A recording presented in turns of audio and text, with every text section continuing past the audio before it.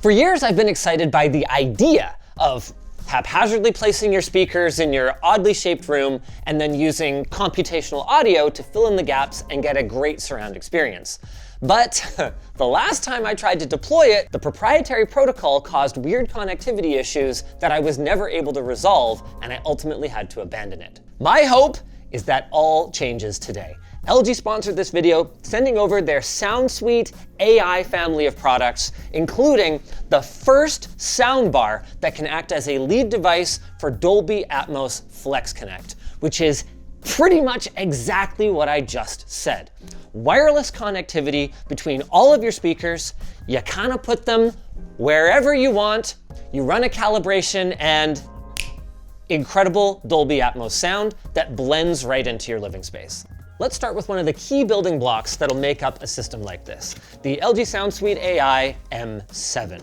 The big selling point here is the connectivity. It works with Spotify, it works over Bluetooth, and of course, works with Dolby Atmos Flex Connect. This, because it has two full range speakers on top of its upward firing speaker, can support spatial audio and Dolby Atmos with just a single unit. LG boasts that between their various sized speakers, as well as their lead devices, you can have up to 50 different configurations.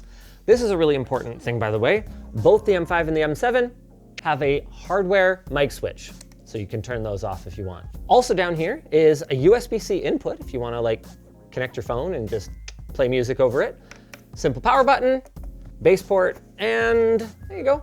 Nice stealthy power down here. They're designed to really just fit into your room rather than stand out like traditional hi-fi. They've got a touch-sensitive interface at the front, so you can adjust your volume, play, pause, change your input, and then the little heart is called My Button, so you can just set it to do whatever your favorite thing is. Now that we've pretty much covered this, it's time to move on to the big guy.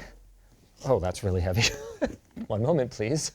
As you would expect from any modern year soundbar, this thing is absolutely jam-packed full of speakers. They're on the front, they're on the sides, they're firing upward. Like the smaller SoundSuite speakers, it supports pretty much any connectivity you want, so Bluetooth, AirPlay, Wi-Fi, but it adds, of course, HDMI via eARC, as well as Dolby Atmos Flex Connect acting as a main device.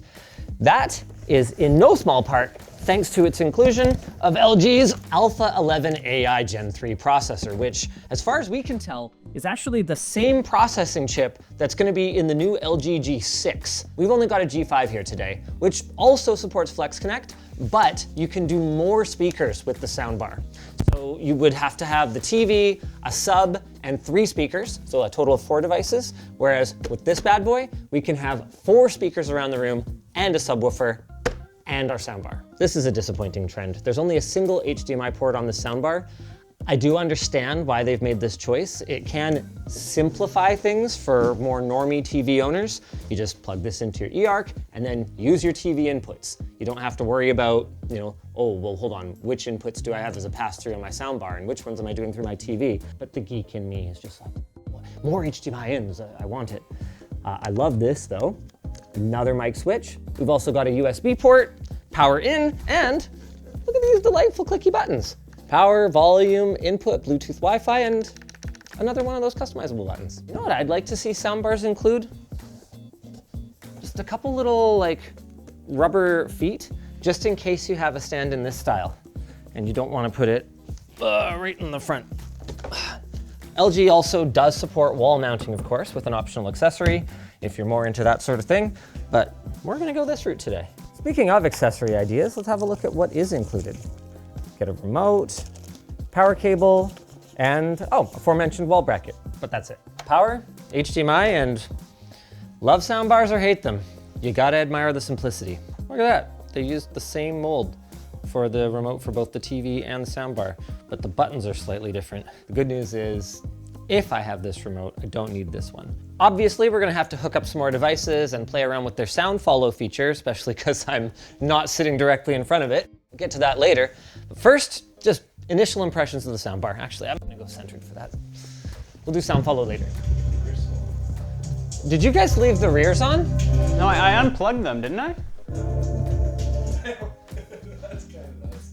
That's, LG, it's not much of a sales pitch for your supplementary surround speakers when the surround is that good with just the soundbar.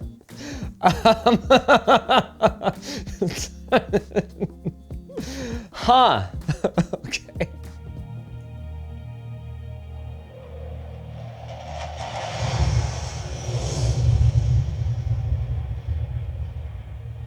Really good, but there is no substitute for actually putting surround speakers behind you, so why don't we hook up a few more? Not gonna lie, we kind of cheated and hooked up these M7s on LG's little stands beforehand, but the cool thing is you don't have to. As we saw when we were in their demo booth back at CES, you can put these on stands, you know, you can put them right behind the seating position, or you can just not. One thing I noticed is we weren't using the cable management channel in the stands though, so we're gonna go ahead and do that. Theoretically, this should be as simple as just kind of, okay, a little uncomfortable, but this is a normal thing to do. Okay, there we go, that's more like it. And then if you're really smart, then you would also screw it in. There's a little screw hole on the bottom here, and there's a little corresponding spot here. But I think we're just gonna YOLO it. Okay, now we will never drop it off the stand again. We never dropped it. I mean, Glenn wasn't rolling, right? Nope. Nice. Now that we've got 2 of our surround speakers connected, you can see our test configuration here with the 4 surrounds and the sub, and you can see these ones are green. We're probably gonna wanna run a recalibration real quick here. Now we set our distance from the soundbar. Actually, yeah, 2 meters sounds about right. Boop. Optimization is beginning.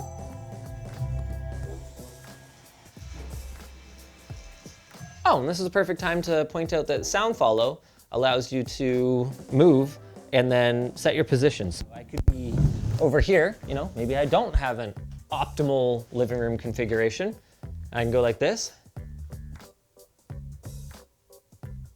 And it moves me. Cool, huh? Let's see how that flyover sounds now.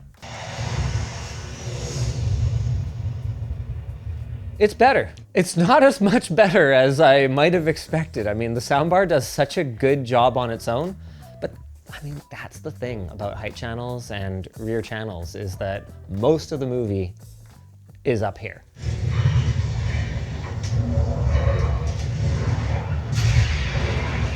I love that this guy just makes movies so he can do cool shit at this point. Let's do the whole shebang. Let's put in more speakers on the sides, let's put in the sub. I think the W7 sub is probably the most self-explanatory part of this entire setup. It's a subwoofer. It does subwoofer things. One cool thing though is you can either stand it up like this, or it includes optional feet so that you can put it like this. You know, whatever works better for your aesthetic. It's got a single 8-inch driver and makes wubs. I'm gonna use these just because I can. They're cute. I'm expecting utterly better bass. All right, we got all our speakers set up. Boom, just like that.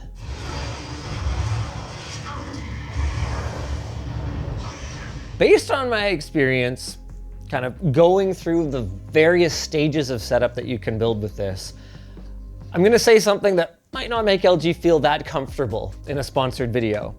And that's that the best thing you can do to enjoy your SoundSuite AI setup is to never try the next level up. Because at every stage I kind of went, oh man, yeah, like this is totally good enough. And then once I went up another level, I was like, okay, yeah, it's better. Yeah, of course it's better. But that doesn't mean that just the soundbar or just a couple of the speakers wouldn't also be pretty outstanding. It's amazing how much audio they can pack in such a small package these days. How is it for something more musical though? That's always a big question for me. I love musicals. Dialogue's a little overcooked right now. We might be in the AI upgraded audio. Yeah, I'm gonna turn off the AI enhanced audio. It actually did not bother me at all just watching a movie, but music. It goes a little hard at the dialogue enhancement, which is gonna be great for a lot of people, not my preference. So let me play around with this a little bit. I can already tell that's better. I don't like to get too far into subjective impressions of sound in a sponsored video, but what I can say objectively is that playing around with the sound profiles a little bit, turning off sort of, AI voice and dialogue enhancement, I would be happy with the musical performance of this. Factoring in the convenience of the whole thing running wirelessly, so you're not running speaker wire, and considering that you can put the speakers anywhere you want. It's pretty cool. And I'm legitimately excited to see the Dolby Atmos Flex Connect ecosystem continue to grow. For now though, it looks like LG has both the primo solution for it, and if you just want to go with a pair of M5s or a pair of M7s, also more accessible solutions, and you can pair those directly to a supported TV. If you guys want to check them out, we'll have them linked down below. Thanks for watching. Thanks LG for sponsoring this video. Subscribe to ShortCircuit.